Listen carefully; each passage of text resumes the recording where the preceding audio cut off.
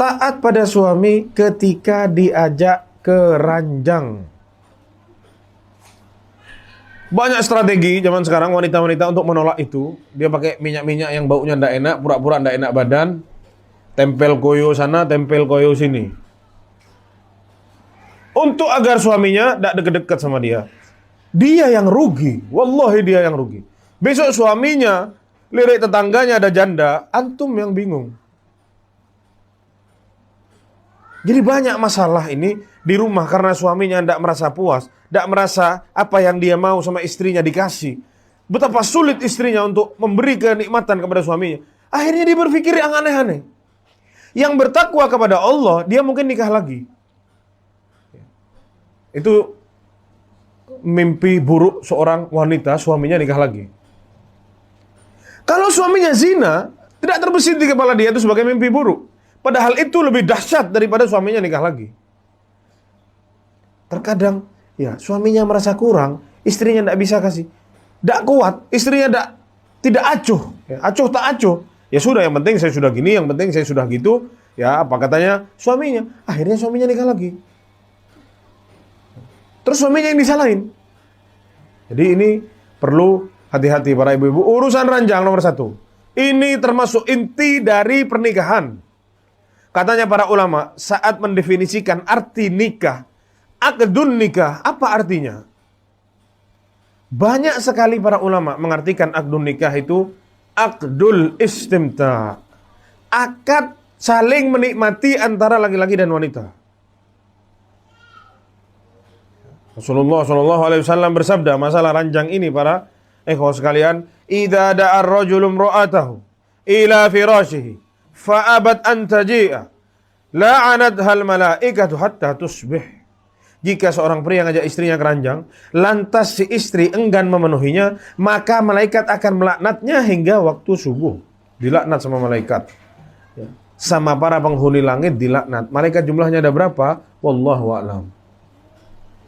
Ada suatu hadis yang ngasih tahu kita betapa banyaknya penghuni langit dibandingkan penghuni bumi. Kata Rasulullah SAW, tidaklah ada satu jengkal tempat di langit, melainkan di situ ada kepalanya malaikat sujud kepada Allah Subhanahu Wa Taala. Setiap jengkal ada malaikat sujud kepada Allah Subhanahu Wa Taala. Apakah di bumi setiap jengkal ada orang? Bisa, ada orang? Tidak ada. Bumi ini masih banyak tempat kosongnya gitu. Lautan banyak yang kosong, ya daratan apalagi banyak yang kosong. Langit dengan sebesar itu yang kita tidak tahu di mana ujungnya. Setiap jengkal ada malaikat sujud kepada Allah Subhanahu Wa Taala. Melaknat wanita yang tidak mau diajak sama suaminya. Apakah ini bukan sesuatu yang mengerikan? Didoakan sama malaikat. Naudzubillah. Dan juga diriwayatkan oleh Imam Muslim, ya, walladzi nafsi biyadihi ma min rajulin yad'u imra'atahu ila firashiha fata'ba 'alaihi illa kana alladzi fis sama' sakhitan 'alaiha hatta yarda 'anha. Demi zat yang jiwaku berada di tangannya, kata Rasulullah SAW, tidaklah seorang suami memanggil istrinya ke tempat tidurnya, lalu si istri menolak ajakan suaminya, melainkan yang di langit, penduduk langit, para malaikat semua itu murka pada istri tersebut sampai suaminya ridho kepadanya. Istrinya harus minta maaf sampai suaminya meridhoi lagi. Berat, ya. Tapi jika dijalani, jika si istri sudah tahu, ini sesuatu yang mudah. Ya. Ini adalah dalil, kata Imam An-Nawawi, ya, bahwasanya haram bagi wanita menolak jika diajak suaminya, ya, tanpa udzur. Kalau dia sakit, dia tidak mampu, ya sampaikan ke suaminya. Suaminya ya jangan maksa-maksa. Apalagi haid, ya. Maksudnya bukan apalagi haid, ya. Haid pun si perempuan tidak boleh nolak, maksudnya begitu. Kenapa?